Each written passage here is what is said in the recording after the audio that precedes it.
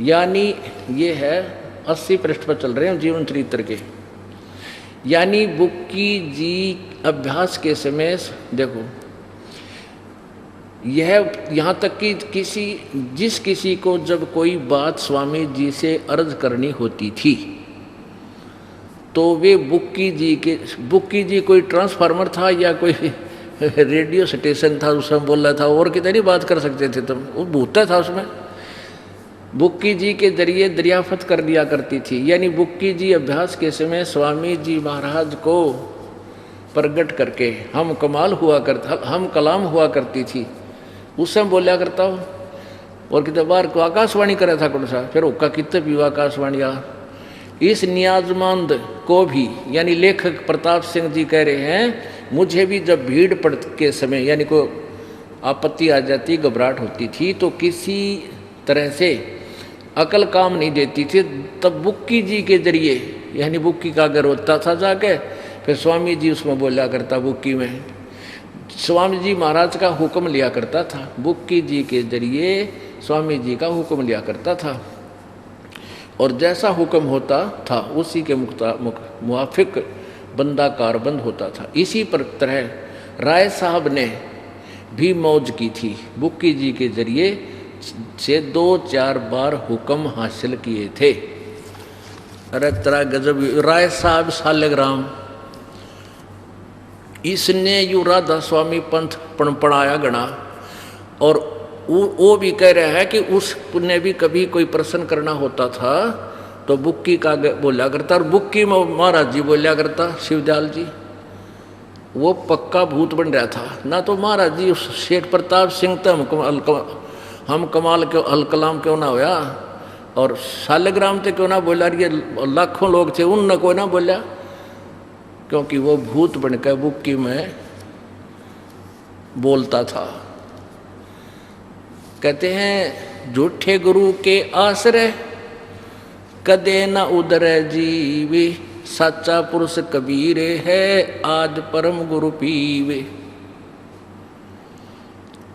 जग झूठे गुरु मर गए, वो हो गए भूत बसान, ये शमशान के अंदर भूत बने बैठे हैं जो नकली गुरु हैं।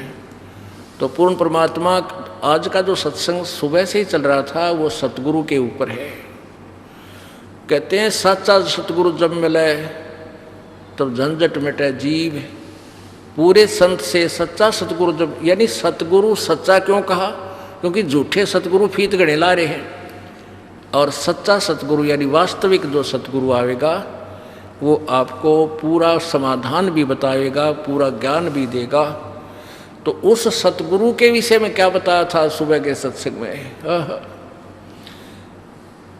सतगुरु के उपदेश का लाया एक विचार, जय सतगुरु मिलते नहीं हम जाते नरक द्वार। नरक द्वार में दूत सब करते खेचा ताने, उनसे कबू ना छूटते फिर फिरते चारों खाने। चार खानी में भरमते कबू ना लगते पारे, सो फेरा सब मिट गया हमारे सतगुरु के उपकार। 7 समुद्र की मसी करूं लेखनी करूं बन राय, धरती का कागज करूं गुरु गुण लिखो न जाए। गुरु मानुष कर जानते ते नर कहिए अंधे, ओए दुखी संसार में आगे यम के फंद। तो क्या बताते हैं कि जब सच्चा सतगुरु पूर्ण संत नहीं मिलते तो के दुर्गति होती, जैसे शिवदयाल जी की हो रही, और सुबह आपको दिखाया था महावीर जैन की हो रही। 60 करोड़ बार गधा, 30 करोड़ बार कुत्ता, ये भगवान गिनती नहीं, और फिर 363 पाखंड मत चला कर मेरा ये दुनिया और बर्बाद कर गया लास्ट में सारे, और उससे भी नीची कैटेगरी में जाओगे। तो पुण्यात्माओं तुम्हारा सौभाग्य है कि परमात्मा कबीर जी द्वारा दिया गया यह अमृत ज्ञान आज फिर प्रकाश में आ रहा है। ये ऐसा ज्ञान है, कबीर जी कहते हैं और ज्ञान सब ज्ञानड़ी, ये कबीर ज्ञान सो ज्ञान, जैसे गोला तोब काइब करता चले मैदान। बोलो सतगुरुदेव। परम पिता परमात्मा पूर्ण ब्रह्म परम अक्षर ब्रह्म सत्य पुरुष कबीर देव जी ने अपनी जानकारी स्वयं ही आकर के इस काल के लोक में प्रदान की, तत्व ज्ञान का प्रचार किया, उसको लिपिबद्ध करवाया, जो आज इस बिचली पीढ़ी के काम आया। परमेश्वर कबीर जी ने आकर के हमें भक्ति विधि को समझाया, बहुत ही साधारण लैंग्वेज में, बहुत ही साधारण भाषा में, जिसको संत भाषा कहते हैं। लोकोक्तियों के माध्यम से, दोहों के माध्यम से, शब्दों के माध्यम से, गद्य और पद्य भाग के माध्यम से, बहुत ही सिंपल वे से, साधारण तरीके से वो अनमोल ज्ञान हमें दिया, जो वेदों और गीता आदि पवित्र सदग्रंथों में लिखा हुआ था। ये पवित्र सदग्रंथ संस्कृत भाषा में लिखे थे और हमारे पूर्वज श्रद्धालु जिस समय परमात्मा यहाँ आए, आज से 600 वर्ष पूर्व, वो संस्कृत भाषा से अपरिचित थे। संस्कृत भाषा के पढ़ने का केवल एक वर्ग को अधिकार था, जिसको ब्राह्मण कहते थे।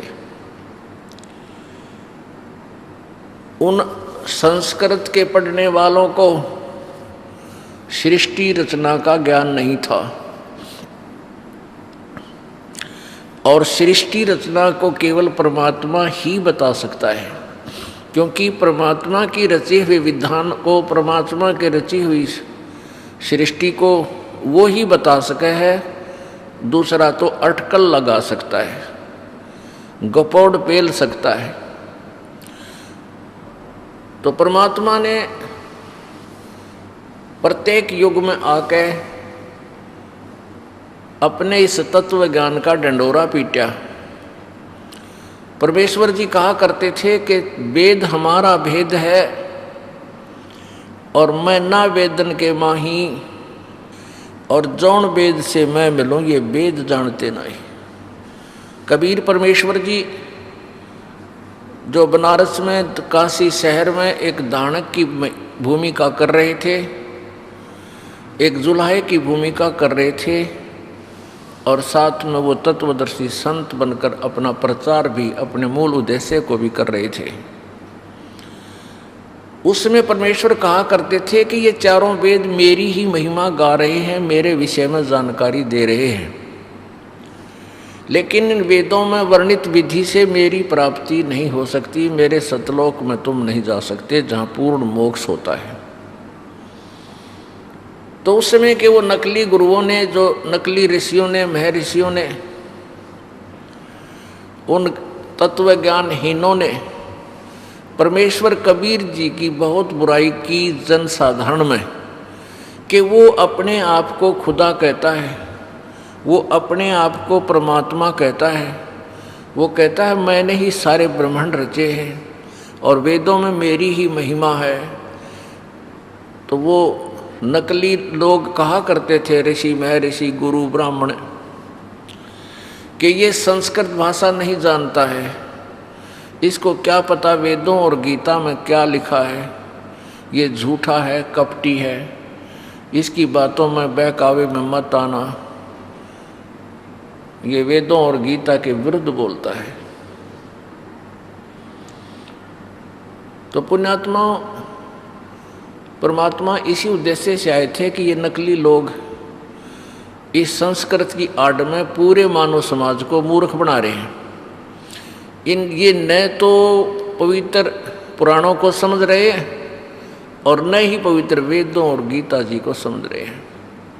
ये दंत कथा लोक वेद सुना कर सारे मानव समाज को काल के जाल में फंसाए बैठे हैं। इसलिए परमेश्वर ने अपना ज्ञान साधारण भाषा में बोला, जिसको जन साधारण आम व्यक्ति समझ सकता है। उसमें सभी लैंग्वेजों का जो भारतवर्ष में प्रचलित थी उस समय, फारसी, उर्दू, हिंदी, पंजाबी और भी जो आसपास के क्षेत्र में जो बोली जाती थी, सभी भाषाओं का उसमें समावेश किया हुआ है, ताकि प्रत्येक व्यक्ति, प्रत्येक क्षेत्र का, भारतवर्ष या इंडिया का, पूरे विश्व का व्यक्ति भी समझ सकता है। उस अनमोल ज्ञान को इन व्याकरण के प्रभुओं ने, इन व्याकरण के ऊपर अड़े हुए अज्ञानियों ने ये कह के रिजेक्ट कर दिया कि कबीर ने तो बोलना भी ना आता है। और भी जो परमेश्वर से परिचित महापुरुष थे, जैसे आदरणीय नानक साहिब जी, आदरणीय गरीबदास साहिब जी, आदरणीय दादूदास साहिब जी, आदरणीय धर्मदास साहिब जी, मुल्कदास साहिब जी, इनकी वाणी को भी रिजेक्ट कर दिया कि इनको उच्चारण भी नहीं करना आता। निर्भय को निर्भौ, निर्भौ पता नहीं क्या बोलते हैं। अरे भले आदमियों, एक बालक तोतला बोल रहा है, तोतला बोलता है, हकला कर बोलता है, लेकिन उसकी माता उसके सारे कोड वर्डों को समझ लेती है। उनके परिवार वाले सारे समझते हैं भी वो दूध पीने की चेष्टा कर रहा है, या पानी मांगा है, या भूख लाग रही है, या कोई और वस्तु की डिमांड है। और तोतला बोलता बालक माता पिता को और घना प्यारा लग गया करके, वो छोटा छोटा होता उसमें। तो ऐसे ही परमात्मा ने वो यथार्थ ज्ञान जो सच्चे हृदय से और सत्य कहा गया होता है, जिसको ये हम पढ़ते और बोलते और सुनाते हैं, उसको परमात्मा अत्यधिक प्रसन्न होता है। बजाय जिन नकली ऋषियों में, ऋषियों के अनुभवों की पुस्तक हम पढ़ते हैं, उसमें कोरी झूठ लिख रखी होती है। तो उनके पढ़ने से, उन पुस्तकों के पढ़ने से प्रभु नाराज होता है, चाहे वो कितने ही शुद्ध अक्षरों में लिख रखे। अब झूठ को चाहे कितना शुद्ध अक्षरों में बोल ले, वह झूठ ही है, वह हानिकारक ही है। तो परमात्मा ने वो ज्ञान हमें आकर बताया था। क्या कहा था भाई? गुरु बिन माला फेरते, गुरु बिन देते दान, गुरु बिन दोनों निष्फल हैं, चाहे पूछो वेद पुराण। कि गुरु जी के बिना, बिना गुरु के आप दान देते हो, आप नाम जाप करते हो, ये व्यर्थ है। यदि मेरी बात पर यकीन नहीं होता तो अपने इतिहास, अपने सदग्रंथ वेदों और पुराणों को देख लीजिए। फिर परमात्मा कहते थे भाई, राम कृष्ण से कौन बड़ो, उन्हों भी गुरु कीन, तीन लोक के वे धनी, गुरु आगे अधीन। जैसे मानव समाज भ्रमित हो चुका है, जिस भी संत या पंथ से वो संबंधित हो जाता है, जहाँ उसके विचार सुनता है, प्रत्येक के विचार अपने अपने न्यारे न्यारे होते हैं, भिन्न भिन्न होते हैं। अब जैसे राधा स्वामी पंथ, ये हिंदुस्तान में एक नंबर में सबसे ज़्यादा जनसंख्या रखता है, एक नंबर पर है। और इनका भी विधान यही है। कबीर जी की वाणी पढ़कर ये कहते हैं कि वक्त गुरु का होना अति आवश्यक है, ये ठीक बोलते हैं। और ये भी कहते हैं कि वक्त गुरु नहीं है जिनका, वो उनकी साधना व्यर्थ है, वो काल के एजेंट, काल के मुख में जाएंगे। तो श्री शिवदयाल जी महाराज जो राधा स्वामी पंथ के प्रवर्तक हैं, उनका कोई गुरु नहीं है। तो ये तो वहीं से ही बात बिगड़ दी। आगे से नकली गुरु बनाए रहो, एक दूसरे ने क्या लाभ हुआ उससे? तो यहाँ भी फिर विचलित हो जाता प्राणी जब उसको तत्व ज्ञान से परिचित होता है वो, कि अभी शिवदयाल जी ने कोई गुरु नहीं बनाया, इसीलिए तो भूत बनकर और बुक्की में बोला। तो पुण्यात्माओं, कोई कहता है गुरु की आवश्यकता ही नहीं, सब अध्याय कर ले। कोई कहता है कोई एक गुरु बना लेना चाहिए, गुरु के बिन मोक्ष नहीं। अरे भले आदमियों, फिर क्या उदाहरण देते हैं कि नारद ने झीमर गुरु बनाया था। धीमर जो मछियारा था, मछली पकड़ा करता, और उस कालू झीमर ने उसका उद्धार कर दिया। तो यहां आकर डट गए कि कोई किसी ने गुरु बना ले, गुरु होना चाहिए। नहीं, ये भूल है इंसान के। गुरु पूरा हो और चेला भी आखिरी सांस तक मर्यादा में रहे, तब मोक्ष होता है। अब कालू झीमर कौन था, इसके इतिहास से परिचित नहीं है। जैसे पहले एक ब्राह्मण जाति में जन्मा हुआ व्यक्ति डाकू हो गया, और डाकू हो गया तो बहुत भयंकर डाकू हो गया, प्रसिद्ध हो गया। उस क्षेत्र में कोई नहीं जा, उस वन में जहाँ वो रहता था। कहते हैं एक बार सप्तऋषि उधर चले गए और उस डाकू ने कहा कि तुम रुक जाओ, रुको तुम। वो क्या करता था, पहले मारता था और पीछे लूटता था, और काट के उंगली कहते हैं अपने गले में टांग लेता था कि मैंने कितने आदमियों को मार लिया, गिनती करने के लिए। तो महर्षि नहीं रुके, सप्तऋषि नहीं रुके, चलते रहे। फिर उसने कहा रुक जाओ, नहीं तो मैं तुम्हें मार डालूंगा। अब ऋषि कहने लगे ले भगत, हम तो रुक गए, तू कद रुकेगा? हम तो रुक गए, क्योंकि उन पूरी कॉन्फिडेंस के साथ उसका सामना किया, नहीं तो उसकी तब शक्ल देखते कि गिबत जाया करती इंसान की।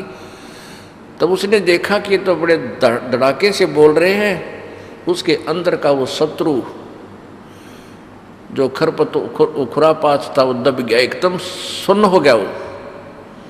उसने पूछा क्या बात, कि हम तो रुक गए, तू कद रुकेगा ये जुल्म करने से? क्या तू ये जुल्म जो कर रहा है इसके तेरे घर वाले हिस्सेदार हैं? जो तू पाप कर रहा है, क्या तेरे घर वाले, तेरी पत्नी, तेरे पुत्र इस पाप को डिवाइड कर लेंगे? वो कहने लगा कि हाँ करेंगे वो, क्योंकि मैं यहाँ से लूट कर धन ले जाता हूँ, वो मेरा परिवार पोषण हो रहा है, वो मेरे पाप के भागी होंगे। तो ऋषियों ने कहा कि नहीं, तेरी भूल है, पहले घर पता करके या फिर हमें मार देना, लूट लेना हमारे पास जो रखा है। तो उसने कहा कि तुम भाग जाओगे। ऋषियों ने कहा कि हमें बांध दे प्रत्येक वृक्ष के। उसने न्यारे न्यारे सातुओं को अलग अलग बांध दिया, पीछा हाथ करके घर गया। घर जाके उसने अपनी पत्नी से पूछा कि मैं जो ये पाप कर रहा हूँ, क्या आप मेरा इसमें सहयोग देंगे, ये पाप के भागी बनोगे? वो कहने लगी मैं पाप की भागी नहीं बनूंगी, क्योंकि आप मेरे पति हो, मुझे इस वचन के साथ आप लाए थे कि आप मेरे घर संभालना, बच्चों का पालन करना, मैं कमा के लाऊंगा। अब मेरे लेखे तू मजदूरी कर, मेरी तरफ से चाहे तू डाके मार, मैं अपना काम कर रही हूं, इस पाप का भागी तू होगा। फिर बच्चों से पूछा, बच्चे भी कोई 10 वर्ष का, कोई 12 वर्ष का, कोई 15 वर्ष का। और पहले सभी ब्राह्मण लोग अपने बच्चों को गुरुकुलों में भेजा करते थे ऋषियों के पास शिक्षा देने के लिए, लेने के लिए। तो गुरु लोग तो शिक्षा अच्छी ही देते हैं। तो उन्होंने कहा कि नहीं पिताजी, हम आपके किए हुए पाप के भागी बिल्कुल नहीं होंगे, आप अपने कर्मों के पास स्वयं बैठोगे।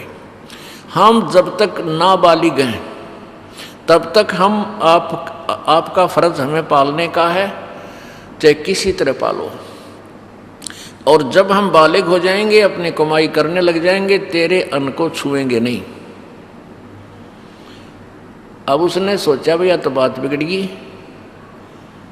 ये तो सारा एक काम मेरे ऊपर लाद दिया न। तो उसी से मैं वापस आ गया, उनके चरणों में गिर गया, चरण पकड़ दिए, कहा प्रभु मेरा उद्धार करो, अब जैसा भी उनको समाधान था उनको बता दिया कि बेटा भक्ति करे, डट कर साधना कर, तेरा कल्याण हो जाएगा। तो कहते वो बुराई त्याग करके फिर महर्षि की पदवी पाया। इसी प्रकार एक कालू झीमर था, एक कालू नाम का मछियारा था, और वो इतना बेसब्रा था, इतना बेईमान था, मच्छियाँ अलग अलग वहाँ से पकड़कर दूसरे तालाबों से जाल डाल कर पकड़ के लाता था, शहरों में बेचता था और खुद भी खाता था, बच्चे भी थे, उसके संतान थी। जिस राज्य में वो कालू झीमर रहता था उसके पड़ोसी राज्य में एक बहुत ही एक नेक आत्मा धर्मात्मा राजा था। उसने अपने पूरे राज्य में हिंसा बंद करवा रखी थी, और कोई हिंसा करता था उसको बहुत भयंकर जो है ना दंड देता था, जिस कारण से उस राजा के तालाबों में कोई भी मछलियां नहीं पकड़ता था, और उसके तालाबों में अच्छी मोटी मोटी स्वस्थ मछलियां थी। अब उस बेईमान ने उस अपने क्षेत्र की तो सारे तालाबों की वह मछलियां ढो के बेच दी। वहाँ तो रहा नहीं कोई सामान उसके लिए। फिर उसने देखा पड़ोसी राज्य का तालाब में बहुत मोटी मोटी मछली है, तो उसने ये भी पता था कि यहाँ के राजा ने इस पर बैन लगा रखा है, इसलिए उसने सोचा वक्त से उठकर जाऊंगा। थोड़ी थोड़ी सर्दी सी थी और वक्त से बहुत सवेरे यानी 4 बजे वहाँ जाकर जाल डाल दिया। थोड़ी थोड़ी गर्मी जैसे 4-5 बजे उसने जाल डाल दिया तो उसको कुछ ठंड सी महसूस हुई। उसने वहाँ से फूस फास तोड़ के और आग जलाई। आग जला के और शरीर को सेका, तापा, और उसने कैसी वेशभूषा थी उसकी, एक दाढ़ी बड़ी हुई, सिर पर ओले बोले बाल पड़े, बड़े बड़े बड़ी बड़ी दाढ़ी, शरीर पर एक लंगोट बांध रहा था पानी में प्रवेश करने के लिए। यही बांध कर घर से गया था वक्त से कि जल्दी आ जाऊंगा मछलियां पकड़ के। तो वो आग से सेक कर अपने शरीर को फिर थोड़ी सी देर में फिर मछलियां पकड़ने लगा। इतनी देर में क्या हुआ कि कुछ रोशनी सी हो गई, सूर्य उदय होने वाला ही था। उधर से क्या हुआ कि उसी नगरी का राजा जिसने वहां बैन लगा रखा था, वो राजा सुबह सुबह हाथी पर सवार होकर और सैकड़ों सैनिकों के साथ, अंगरक्षकों के साथ एकदम वहां प्रकट हो गया। यानी ऐसा मोड़ मुड़ता था रास्ते का, ऐसे एकदम उस तालाब के साथ मुड़ गया। तालाब वहां से ज़्यादा जो है ना 10 एकड़ की दूरी पर होगा। हाथी की गले में एक घंटियां बंधी होती हैं, वो एकदम मुड़ते ही घंटी की आवाज़ उसके कानों में पड़ी। कालू झीमर के उसने सोचा तो राजा आ गया, आज मर गया तू, तेरे पूरे परिवार ने मारेगा। अब उसने देखा कि राजा बड़ा धार्मिक है और कोई विकल्प नहीं है, तेरी जान बचने का, भाग भी नहीं सकता, सैनिक साथ है। तो उसने क्या किया कि अपने शरीर पर वो जो राख बनी हुई थी, अग्नि जला रखी थी, सारे शरीर पर राख मसड़ दी। लंगोट बांध रहा था, दाढ़ी बड़ी हुई थी, सिर पर केस बड़े बड़े थे, और डरता बैठ गया आंख मीच कर धूने का ऊपर। वो धूना सा बन गया उसका, वो आग जलाई थी उस पर बैठ गया उसके पास। अब राजा निकट आया, जब उसकी दृष्टि पड़ी कि भी तालाब के आसपास साधु संत ही बैठा करते हैं, और जो उस कालू ने वो मछलियां पकड़ रखी थी, वो जालबीर मछली भी तालाब में फेंक दिए। तो राजा ने सोचा, हे भगवान, आज तो बड़ा सुबह सुबह साधु के दर्शन हुए, आज बड़ा शुभ दिन निकला मेरा। कबीर परमात्मा भी कहते हैं, पुण्यात्माओं को संत के दर्शन परमात्मा के तुल्य होते हैं। साधु दर्शन राम का मुख पर बसे सुहाग, और दर्श उन्हीं को होत हैं जिनके पूर्ण भाग। कबीरा दर्शन संत के वही परमात्मा आवे याद, और लेखे में वाए घड़ी बाकी के दिन बर्बाद। अब राजा की खुशी का ठिकाना नहीं रहा, और सुबह सुबह तो और ज़्यादा निर्मल आत्मा होती है।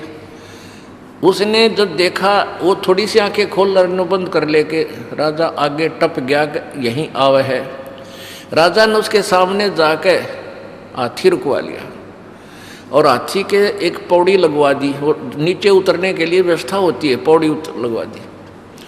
अगर संत के दर्शन करूँगा, चरण छूँगा, कुछ दान दक्षिणा दूंगा। अब उसने कालू जी मन ने सोचा, आज मर गया भाई तू, ये तो आ गया तेरे पास। उसने सोचा ये और कोई तरीका नहीं है, आँख नहीं खोलनी चाहिए, कुछ भी कहे जा। बस तगड़े आँख बंद कर ली, और एकाग्र डरते का एकाग्र चित्त हो गया। कुछ पिछले पुण्य होते हैं जो परमात्मा ऐसे सर्कमस्टांस बनाता है। पिछले ही पुण्य से होते हैं पूर्ण हंस मुराद। पिछले ही पुण्यों से ऐसे कुछ माहौल बनता है जो जीवन में परिवर्तन आता है। वो पिछले जन्म का बहुत अच्छा पुण्य आत्मा था, लेकिन काल इस जन्म में ऐसी जगह फिट कर रहा था, उसने उसके निरे कर्म फुड़वावा था, पुण्यों को बर्बाद करवावा था, और पाप इकट्ठे करवा रहा था। तो पिछले पुण्य के आधार पर उसका एकदम एकाग्रचित हो गया, डरते का। अब राजा ने आवाज लगाई, महाराज नमो नारायण, महाराज नमो नारायण। पहले तो डरता ना बोला, फिर उसका पिछले संस्कारवश सुरती चढ़ गई। अब राजा ने सोचा भी साधु संतान के साथ घना नहीं बोलना चाहिए, या अपने डिस्टर्बेंस ना हो जाए इनको। तो उसने 5 असरफी, 5 लोहे की मोहर, यानी 2-2, 3-3 तोड़े की हुआ करती मोहर एक, तो ऐसे वो सोने की मोहर दान दक्षिणा रूप में उस धूने के ऊपर रख दी। चरण छू के मत्था टेक के राजा चला गया। अब उसकी वो समाधिस्थ हो गया। अब उसकी पत्नी को पता था कि आज मेरा पति बहुत खतरे की जगह गया हुआ है और लेट हो गया, क्यों नहीं आया। वह बाट इंतजार करके घर से चली। तालाब, जिस तालाब पर उसने बताया था वहीं पहुंची। वहाँ जाकर उसने देखा कि यूँ तो बाबा जी बन गया, समाधि लाए बैठा है। और इसने नो भी डर को ना कि भाई या तू कैसे बैठा है, कोई आ गया तो तुझे पकड़ देगा। उसने पकड़ कर उसका पाछे तक जाकर उसका कमर में दोनों हाथ मारे नो। वह कहने लगी तू मर रहेगा के खड़ा हो ले, चल अपने घर न। और सारा दिन खो दिया तेने, ऐसे है राजा आ गया था, कोई आ गया सैनिक तो तुझे पकड़ लेगा। वो डर गया एकदम। और उन्होंने कहा मत आज आया था महाराज, आज के बाद कदे नहीं आऊँ, दोनों कान पकड़ूँ। तो वह नौका है तू क्या कह रहा है, खड़ा हो। दूसरे देखा उसकी पत्नी है। वो कहने लगा वो राजा कहाँ गया, सैनिक कहाँ गए। वह समझा नहीं है कि बात क्या घटना घट रही इसके साथ। फिर उसने देखा नीचे 5 असरफी सोने की दोने पर रखी। फिर उसका दिमाग की सुई घूम गई कि राजा ने तो मुझे साधु मान लिया और मेरे आगे माथा टेक्या और 5 असरफी सोने की दर गया। अब उसने विचार किया कि हे भगवान, मैं तो नकली संत बना था और नकली संत बनने से भी इस भोपाल ने भी मेरा आगे माथा टेक दिया। जब मैं असली संत बन जाऊं तो ना जाने क्या होगा। दृढ़ निश्चय कर लिया, प्रतिज्ञा कर ली कि आज के बाद में, वह प्रतिज्ञा तो पहले कर चुका था, हे भगवान आज जान बचा दे, जिंदगी में कदे मछली नहीं पकड़ूं, आज मेरी जान बचा दे, मजदूरी करके खाऊंगा। वह तो प्रतिज्ञा वह करवा ली थी भगवान ने पहले उससे। और फिर उसके अंदर ये और प्रेरणा होगी कि मैं तो नकली संत बना था और भय मान्या भोपाल। तो उसने सोचा कि भी अगर ये सच्ची साधना करूँगा तो पता नहीं क्या होगा, भगवान क्या क्या कर देगा हमारे लिए। और 5 असरफी इधर गया। 5 असरफी तो 10 साल का गुजारा था उनका। उस दिन के बाद उसने मछली पकड़ना बंद कर दिया और अपनी पत्नी से कहने लगा, ले जा भगवान, ये तेरा साजबाज, ये पैसे भी तू ले जा और आज के बाद मैं मछली नहीं पकड़ूंगा। घर ना आ गए दोनों जने। अब उसकी पत्नी कहे कि काम करे बिना नहीं गुजारा होया करता और बालकानी बात मत कर, जा मछली पकड़ के ला। वो जाल दे दे, उसने रोटी बांध के साथ रख दे। वो जावे जंगल में बैठ जा, रोटी खा के शाम ने खाली जाल लेके घर आ जा। वह रोज लड़े और वो रोता फिरे वहाँ जल इधर उधर, हे परमात्मा, हे भगवान मुझे दर्शन दे, हे परमात्मा किसी तरह दया करो। तो वो तड़फ कर रहा था, साधना करे जैसा उसने ओला बोला ज्ञान था, भक्ति करे, अपना मंत्र जो भी नाम था वो बांध है। परमात्मा बड़े दयालु हैं, कहते 100 साल सीधर मैं करूँ अपने जन के काज। तो पूर्ण परमात्मा आगे वहाँ एक साधु रूप बना के और कहने लगे, बेटा क्या कर रहा है तू? उसने सारी कहानी बता दी, महाराज जी मेरी गलती ऐसे ऐसे बनी और मैं भगवान प्राप्ति करूँगा, मैं भक्ति करना चाहता हूँ। तो परमेश्वर ने कहा, बेटा गुरु के बिना संत गुरु होना चाहिए आपका, वैसे साधना करने से कोई लाभ नहीं होता। तो उसने कालू झिमर ने कहा, भगवान अब गुरु कौन है, कहाँ जाऊँ, किसको गुरु बनाऊँ? तो परमात्मा ने कहा, भी मैं तेरे को उपदेश दे दूंगा, तू भक्ति कर लेना, अगर दया कर दो प्रभु। तो परमात्मा ने उनको वो मंत्र दिया, वो साधना करने लग गया। कुछ ही दिनों में वो तो कुछ पहले पुण्य होते हैं, बहुत ही अच्छा भक्त और सेवक बन गया। तब परमात्मा ने कहा, बेटा अब कोई भी जिज्ञासु तेरे पास आवे, उसकी सारी बुराई छुटवा कर तो उपदेश दे दिया करिए। अब इस तरह उस कालू झिमर को गुरुपद प्राप्त हुआ था। और ये दंत कथा सुनाने वाले कहते हैं कि नारद ने झिमर गुरु कीन्या और कहाँ ज्ञान में हो गया हीना।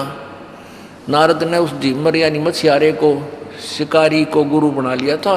बस गुरु हो कि साय हो, वो तो शिकारी था, फिर भी नारद का उद्धार हो गया। नहीं, उससे वो शिकारी नहीं था, वो महापुरुष था।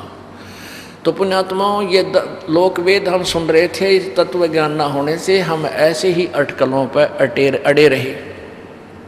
परमात्मा क्या बताना चाहते हैं कि पूरे गुरु तो बात बढ़ेगी, जिसको अधिकार हो नाम देने का, नहीं तो किसी भी सत्र का, चाहे आप ब्रह्मा की साधना करते हो, चाहे विष्णु की, चाहे शिव जी की, चाहे ब्रह्म की, आपको उसके सत्र का भी गुरु चाहिए। और उनसे क्या लाभ है वो आपको पता ही लग जाएगा। फिर आप पूर्ण संत परम अक्षर ब्रह्म की साधना ही करोगे तो उसका भी पूर्ण ही संत चाहिए, पूरा ही मार्गदर्शक चाहिए, तब लाभ होगा। गुरु बिन माला फेरते, गुरु बिन देते दाने, गुरु बिन दोनों निष्फल हैं, चाहे पूछो वेद पुराण। फिर बताते हैं कि जैसे बोले आदमी हो तुम, वैसे ही कोई मंदिर में घंटी पीट आवे है, कोई आप गीता जी का पाठ कर रहा है, कोई किसी के कहते हनुमान का व्रत रखने लग गया, जैसे दास पहले करता था, कोई गुरु नहीं था। जैसे भी प्रेरणा किसी से मिली, भाई हनुमान चालीसा कर ले, हनुमान चालीसा करने लग गया 7 बार। मंगलवार का व्रत रखना चाहिए, मंगलवार का व्रत शुरू कर दिया। गीता जी का रोज पाठ करेगा, अध्याय का किसी से सुना तो वो अध्याय का पाठ शुरू कर दिया। जैसे जैसे ये थी हमारी मनमुखी साधनाएं। तो गुरु के बिना जो साधना हम कर रहे थे, पहले तो साधनाएं गलत, और फिर वो साधना ही शास्त्र विरुद्ध थी तो भी यूजलेस। फिर परमात्मा क्या समझाना चाहते हैं कि भाई राम कृष्ण से कौन बड़ा? तुम राम कृष्ण को तो सुप्रीम पावर मानते हो, अब आपके विधान अनुसार, आपके ज्ञान अनुसार राम कृष्ण से कौन बड़ा तुम्हारे दृष्टिकोण से? तो उन्होंने भी गुरु कीन, और 3 लोक के वे धनी, गुरु आज्ञा अधीन। श्री रामचंद्र जी ने वशिष्ठ जी को गुरु बनाया, भगवान श्री कृष्ण जी ने दुर्वासा जी को गुरु बनाया। यहाँ आपने सुना है कि श्री कृष्ण जी के गुरु संदीपनी जी थे। संदीपनी जी तो टीचर थे, अक्षर ज्ञान कराने वाले, और आध्यात्मिक गुरु जो थे वो दुर्वासा जी थे। कहते हैं रामकृष्ण से कौन बड़ा, उन्हें भी गुरु कीन, और 3 लोक के वे धनी, गुरु आज्ञा अधीन।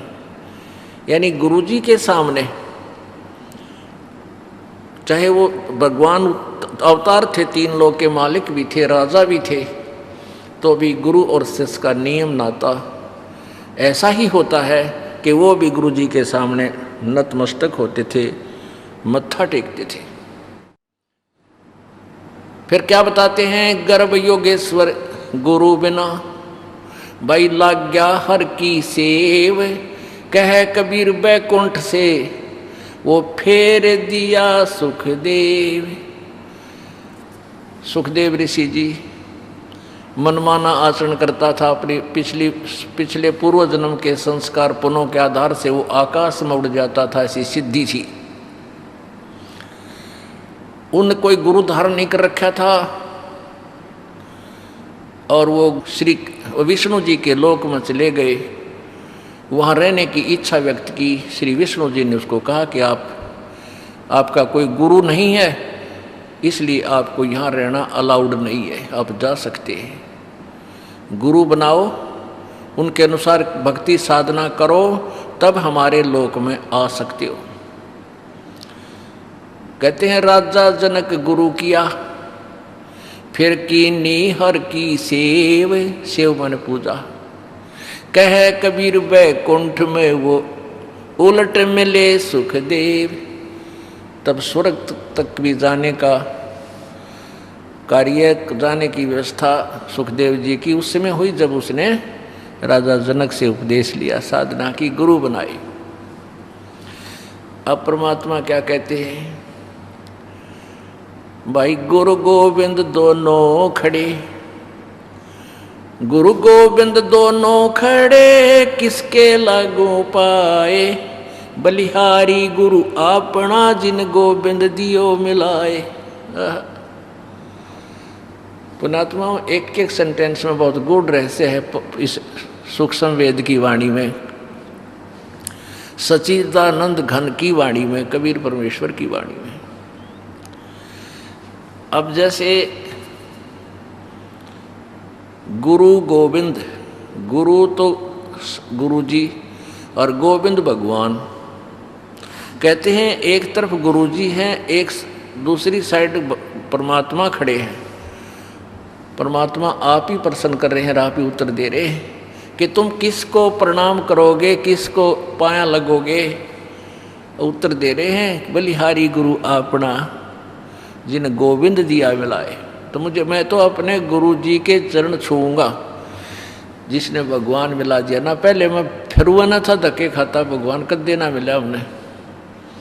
ये भगत कह रहा था जी आपसे उपदेश लिया मैंने। मैं बजरंग बली का पुजारी था तगड़ा।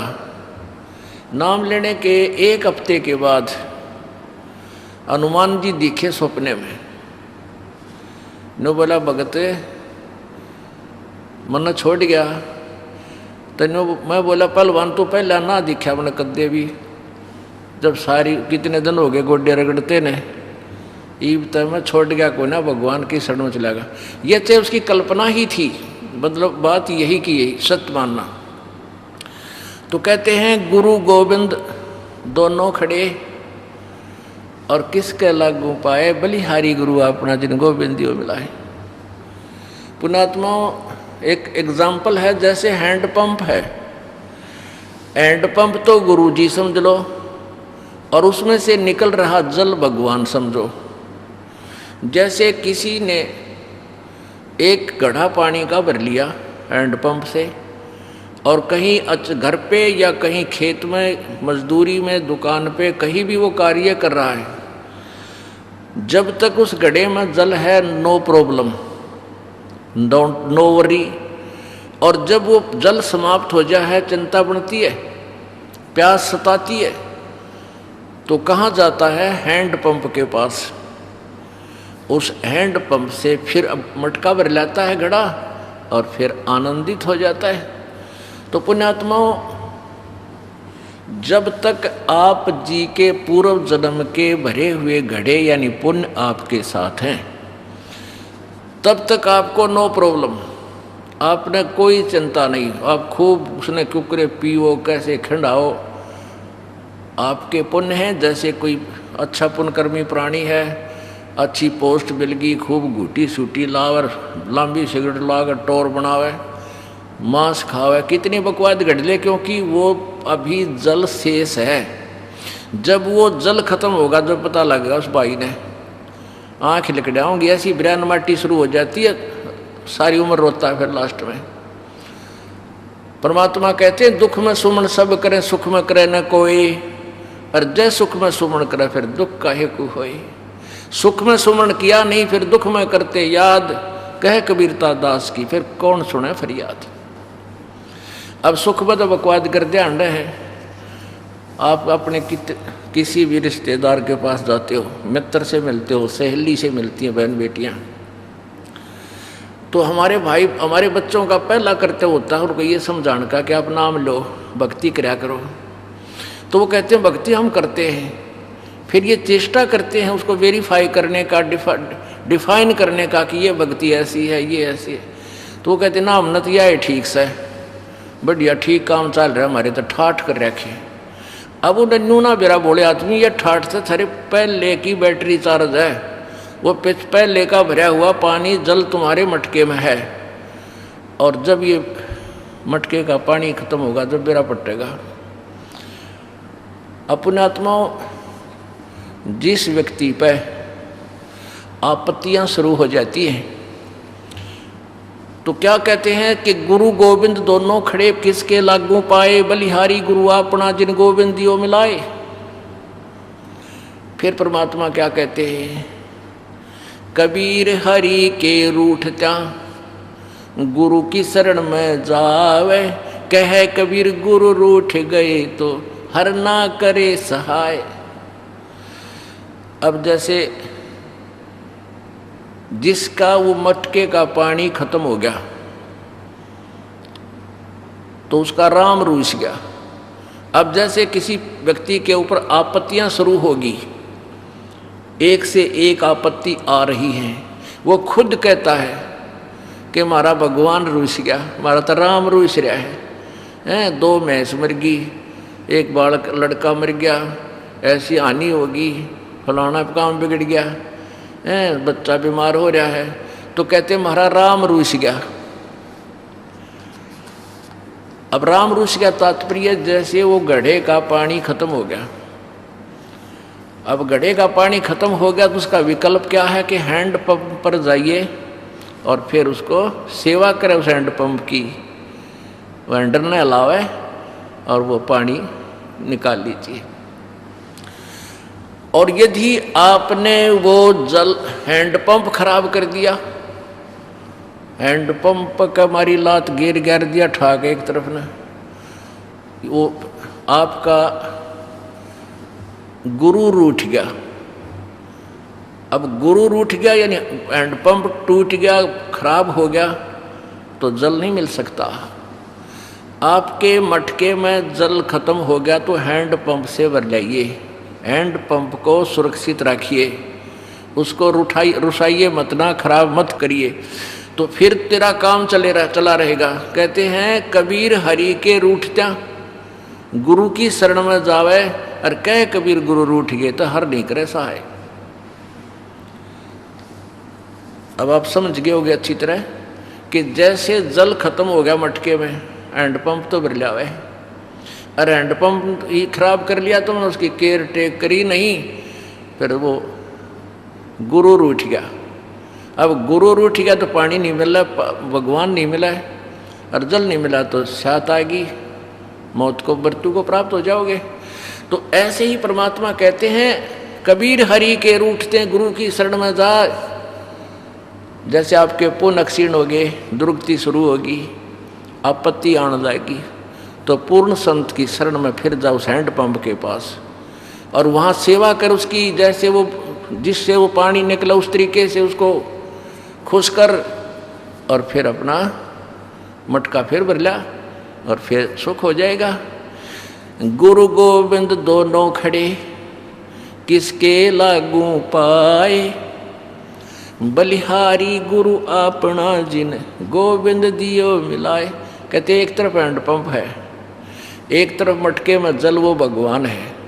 अब किसको पसंद करोगे?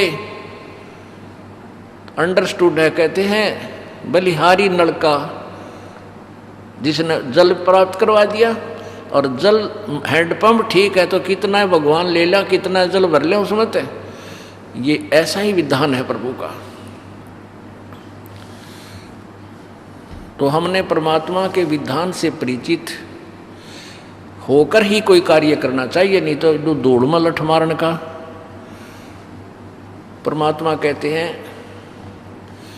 एक हाथी के पैर में, एक हाथी के पैर में सब जीवों की पैड़े, सार शब्द चीने बिना या दुनिया मारे खेड़े। टक्कर मारते आंडे है उस वास्तविक ज्ञान को ना प्राप्त करके। कोई मंदिरों में जाते हैं, कोई मस्जिदों में जा रहे हैं, कोई तीर्थों पे जा रहे हैं, कोई हठ योग कर रहे हैं, कठिन तपस्याएं कर रहे हैं, कोई व्रत रख रहे हैं। अब बिना ज्ञान के डले कैसे ढोते हैं। एक बार एक बहन पहले किसी दूसरे पंथ से संबंधित थी, दुखी गणी होगी, फिर यहाँ दास के पास करौथा में किसी उसकी बहन भाई के कहने से आई, नाम ले लिया, बहुत सुख हुआ। फिर उसने अपनी बहन से चर्चा चलाई कि आप नाम ले लो ऐसे ऐसे। तो वो फिर समझा बुझा के ले आई। जब थोड़ी संगत होती थी हम काफ़ी देर बैठे रहते थे, पूरी डिस्कस से समझाया करते थे। अब तो हमने सीडी बना दी है, इसको देखो सुनो समझो, अच्छी तरह समझ सकते हैं बच्चे। तो वो ना मना कर गई, ने बोली जी मैं नाम ना लूँ। मैं क्यों नहीं ले बहन बता, कि मैं तो जो साधना करती हूँ न छोड़ूँ को ना। और क्या दुख बता रही थी कि मेरा पति शराब पीता है और रोज जिस दिन शराब पी का आवे रोज मेरी देही तोड़े, रोज पीटे, गली में खड़ा कर दे, रोटी बना कर धरूं लात मार दे। यानी उसके उस दिन 12-1 बजे तक इतना पढ़ना लेट सो नहीं जाता, इतना वो ड्रामा। और मेरी साथ रोज रहे, कुछ तंत्र मंत्र बता दो वो ठीक हो जाए। हमने कहा भाई नाम ले ले, नाम लेने से परमात्मा सुनता है, सद्बुद्धि दे देगा आपके पति को भी। ने बोले जी साधना मैं करती हूँ, मैं छोड़ वो साधना नहीं छोड़ सकती। मैंने उस पूछा वे क्या साधना करती है। उसने बताया मैं शुक्रवार के व्रत रखती हूँ और भी 2-4 साधना बताई। तो मैंने उससे पूछा कि शुक्रवार के व्रत की कथा का बेरा है तने? जो बोली इतना बेरा, मैंने घना साथ है। मैं कहा सुन ले, शुक्रवार की संतोषी माता का व्रत है ना? कहाँ जी? उसके व्रत की कहानी है कि एक बहन का पति किसी दूसरे क्षेत्र में धन कमाने गया था और वो 10 वर्ष को नहीं आया। उसने संतोषी माता दिखी, उसने कहा तू मेरे 16 शुक्रवार के व्रत रख ले और फिर तेरा पति आ जाएगा। उसने 16 शुक्रवार के व्रत रखने शुरू कर दिए। जब 16वां व्रत उसका आया उसी दिन उसका पति घर लौट आया। मैं बोला नालायक, ये फल है 16 शुक्रवार के व्रत का। शुक्रवार के व्रत का कि को पति भूल जा और घर तो बाहर चला जा तो उल्टा आ जा, और तेरा पति रोज दे ही तोड़ा रोज करना और तो फिर भी शुक्रवार के व्रत रखे। तने तो शुक्रवार के राखने ना चाहिए, एक आधी रात की तौर पड़ा रहो। फिर वह पहले तो खूब आसी, फिर सोचूंगी देखूंगी है कर्महीन, ये भी सोचेगी देखेगी। तो ऐसे अपनी मनमुखी साधनाएं करने से आपको कोई भी लाभ नहीं हो सकता। गीता जी अध्याय नंबर 16 के श्लोक नंबर 23 में कहा कि शास्त्र विधि को त्याग कर जो मनमाना आचरण करते हैं, मनमानी पूजाएं करते हैं, उनको उनकी न तो कोई गति होती है, न उनको कोई सिद्धि प्राप्त होती है, न ही कोई सुख होता है। अपुणात्माओं, आप सदग्रंथों को पढ़ते थे लेकिन समझते नहीं थे, केवल रट्टा लगा रखा था। गीता जी का एक पाठ नित्य पढ़ना है, एक अध्याय, हम यहाँ तक सीमित थे। नहीं, सदग्रंथ को पढ़ने मात्र से ही नहीं, उसके अंदर क्या लिखा है उस पर अमल करने से लाभ होगा। देखिए श्रीमद् भगवत गीता,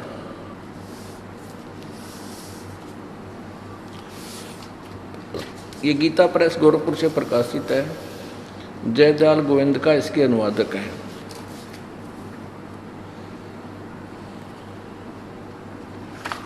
अध्याय नंबर 16 का श्लोक नंबर 23, 24 इसमें कुल मंत्र हैं। देखिएगा, अध्याय नंबर 16 का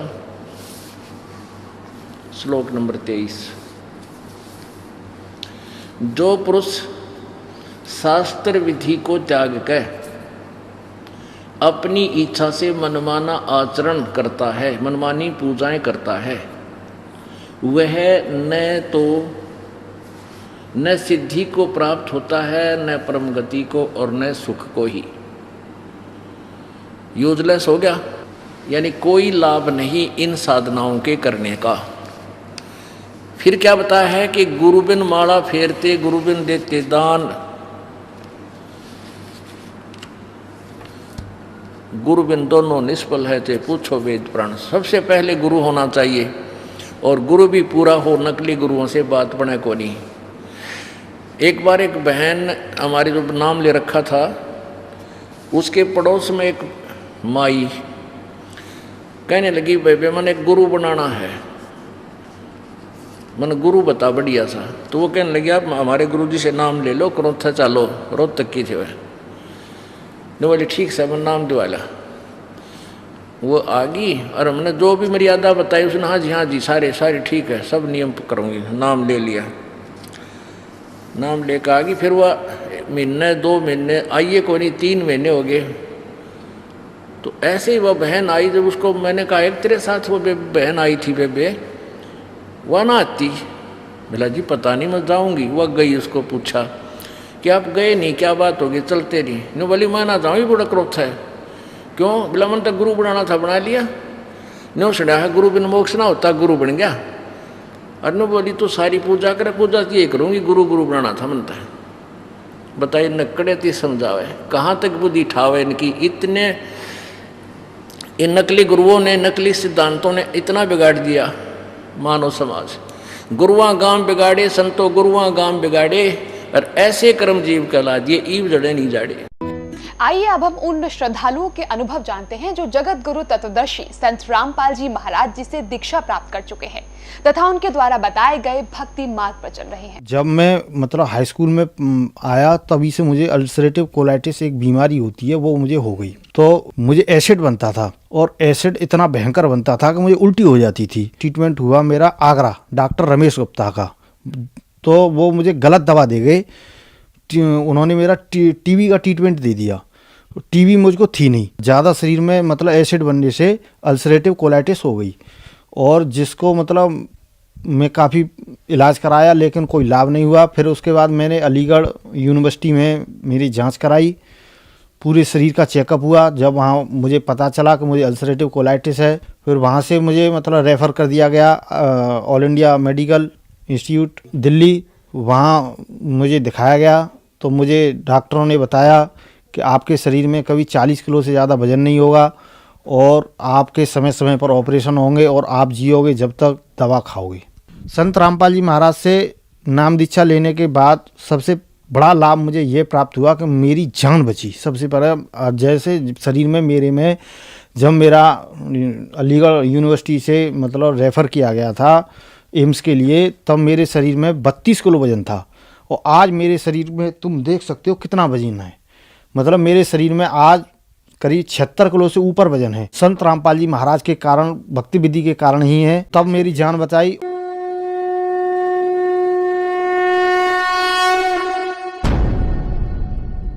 नमस्कार सर। नमस्कार सर। सर क्या नाम है आपका? चैतन्य दीक्षित। चेतन जी, आप कहाँ से हैं? मैं यूपी डिस्ट्रिक्ट हाथरस से आया हूँ।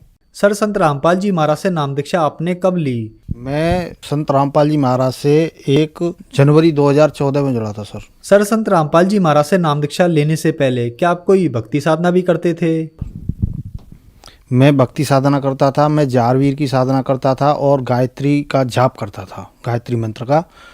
और मैं बहुत ज़्यादा मतलब उपासना करता था। करीब करीब 4-4 घंटे में जो है 3-3 घंटे तक मैं साधना करता रहता था। और मैं कक्षा 5 में जब पढ़ता था जभी से मैं साधना करता था और जहारवीर से मेरी बात भी होती थी। जहारवीर एक देव हैं जो राजस्थान में हैं और गूंगा मेड़ी जिनसे बोलते हैं, गोरखनाथ के जो शिष्य रहे हैं, बाबा गोरखनाथ के उनके शिष्य रहे हैं और उनसे मेरी बात भी होती थी। और मैं कक्षा 5 में जब पढ़ता था जभी से उनकी साधना करता था और गायत्री मंत्र का जाप करता था, बहुत ही ज़्यादा जाप करता था। और जब मैं मतलब हाई स्कूल में आया तभी से मुझे अल्सरेटिव कोलाइटिस एक बीमारी होती है वो मुझे हो गई। तो मुझे एसिड बनता था और एसिड इतना भयंकर बनता था कि मुझे उल्टी हो जाती थी। तो डॉक्टर जांच नहीं कर पाए मुख्य रूप से। तो मेरा ट्रीटमेंट, फिलहाल में ट्रीटमेंट हुआ मेरा आगरा डॉक्टर रमेश गुप्ता का। तो वो मुझे गलत दवा दे गए। उन्होंने मेरा टीबी का ट्रीटमेंट दे दिया। टीबी मुझको थी नहीं, तो वो मेरी उससे मेरा अल्सरेटिव ज़्यादा शरीर में मतलब एसिड बनने से अल्सरेटिव कोलाइटिस हो गई। और जिसको मतलब मैं काफ़ी इलाज कराया लेकिन कोई लाभ नहीं हुआ। फिर उसके बाद मैंने अलीगढ़ यूनिवर्सिटी में मेरी जांच कराई, पूरे शरीर का चेकअप हुआ। जब वहाँ मुझे पता चला कि मुझे अल्सरेटिव कोलाइटिस है अलीगढ़ मेडिकल में, फिर वहाँ से मुझे मतलब रेफ़र कर दिया गया ऑल इंडिया मेडिकल इंस्टीट्यूट तो दिल्ली। वहाँ मुझे दिखाया गया तो मुझे डॉक्टरों ने बताया कि आपके शरीर में कभी 40 किलो से ज़्यादा वजन नहीं होगा और आपके समय समय पर ऑपरेशन होंगे और आप जियोगे जब तक दवा खाओगे। सर, आपके बताए अनुसार आपको एक बहुत गंभीर बीमारी थी और ऑल इंडिया मेडिकल में आपका इलाज भी चल रहा था, तो फिर संत रामपाल जी महाराज की शरण में आप कैसे आए? ऐसा है, मुझे उपासना करने का बहुत ज़्यादा शौक़ था। मतलब मैं इतनी साधना करता था कि मुझे जब तक मैं रामपाल जी महाराज की शरण में जुड़ा भी नहीं था, जब तक मुझे अपने पूर्व जन्मों का ज्ञान हो गया था और ये सोहम शब्द मुझे आने लग गया था। और मैं इसको जानता भी नहीं था कि ये सोहम शब्द है क्या। और मैंने बीच बीच में कई गुरु भी बदले हैं और काफ़ी परेशान रहा इस दरमियान। और एक बार मैं अपनी बहन को लेने के लिए बस स्टैंड गया हुआ था, तो वहाँ पर एक भगत जी जो है पुस्तक बांट रहे थे, तो मैं उनसे एक पुस्तक लाया और पुस्तक मैंने तो नहीं पढ़ी, मैंने लाके मतलब पिताजी को दे दी। पिताजी ने पढ़ी और पिताजी उस पुस्तक को मतलब पढ़ करके आश्रम गए। फिर बाद में पिताजी मुझे आश्रम ले करके गए। तब मैंने संत रामपाल जी महाराज से नाम दीक्षा प्राप्त की। सर, संत रामपाल जी महाराज से नाम दीक्षा लेने के बाद आपको क्या क्या लाभ प्राप्त हुए? संत रामपाल जी महाराज से नाम दीक्षा लेने के बाद सबसे बड़ा लाभ मुझे ये प्राप्त हुआ कि मेरी जान बची। सबसे पहले जैसे शरीर में मेरे में जब मेरा अलीगढ़ यूनिवर्सिटी से मतलब रेफ़र किया गया था एम्स के लिए, तब मेरे शरीर में 32 किलो वजन था और आज मेरे शरीर में तुम देख सकते हो कितना वजन है। मतलब मेरे शरीर में आज करीब 76 किलो से ऊपर वजन है। संत रामपाल जी महाराज के कारण, भक्ति विधि के कारण ही है। तब मेरी जान बचाई। और दूसरी बात, मेरे जीवन में एक गंभीर घटना घट गई। मेरी पत्नी की मृत्यु हो गई, जिसमें मतलब मुझे दहेज हत्या में निरुद्ध किया गया, जहाँ पर भी मुझे संत रामपाल जी महाराज ने बाइज्जत बरी करवाया और मुझे जेल भी नहीं जाने दिया। और भक्ति मार्ग में तो मैंने इतने लाभ प्राप्त किए हैं कि मैं आपसे यह कैमरा के सामने नहीं कह सकता हूँ, कि उनको मैं बयान नहीं कर सकता हूँ। जो मेरे गुरु मतलब गुरुभाई हो सकते हैं उनसे मैं बता सकता हूँ मुझे क्या क्या लाभ हुए हैं। भक्ति मार्ग में मुझे बहुत ज़्यादा लाभ हुए हैं। संत रामपाल जी महाराज के शरण में जाने के बाद मैंने शास्त्र अनुकूल साधना की और शास्त्र अनुकूल साधना करने के बाद जो हमारे गुरुजी बताते हैं कि हमारे ऊपर हमारे इन देवों का कर्जा है, तो उन कर्जे को मैंने उतारा। उन मंत्रों के द्वारा जो हमारे आर्य समाजी ये कहते हैं कि देवताओं की भक्ति छुड़वाते हैं, ऐसा नहीं है।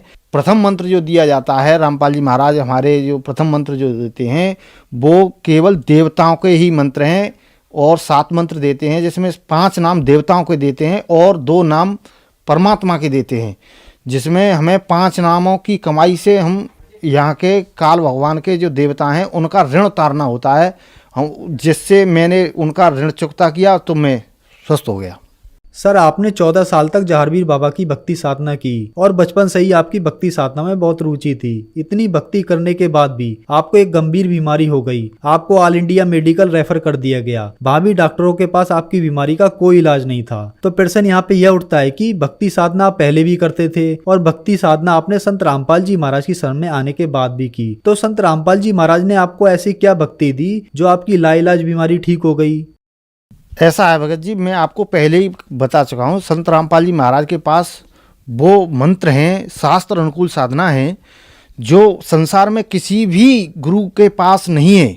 जो मतलब 7 दीप 9 खंड में यानी 21 ब्रह्मांड में भी मतलब किसी भी गुरु के पास वो मंत्र नहीं है जो हमारे संत रामपाल जी महाराज जो देते हैं। प्रथम मंत्र ही इतना शक्तिशाली है जिसका मैंने 2.5 महीने मैंने जाप किया। संत रामपाल जी महाराज से नाम लेने के बाद 2.5 महीने मैंने जाप किया था, जम के मैंने जाप किया, तो 2.5 महीने बाद ही मुझे पूर्ण परमात्मा के दर्शन हुए और मुझे मतलब ये बताया कि बेटा तू पूर्व जन्म में भी मतलब नामदानी था और तूने पूर्व जन्म में भी इन मंत्रों का मतलब तूने जाप किया है, जिसमें पहला और लास्ट का मंत्र। सत साहिब सभी भक्तों को, जो भगत मेरे चैनल में पहली बार आए हों तो चैनल को सब्सक्राइब और वीडियो को लाइक ज़रूर करें। सत साहिब।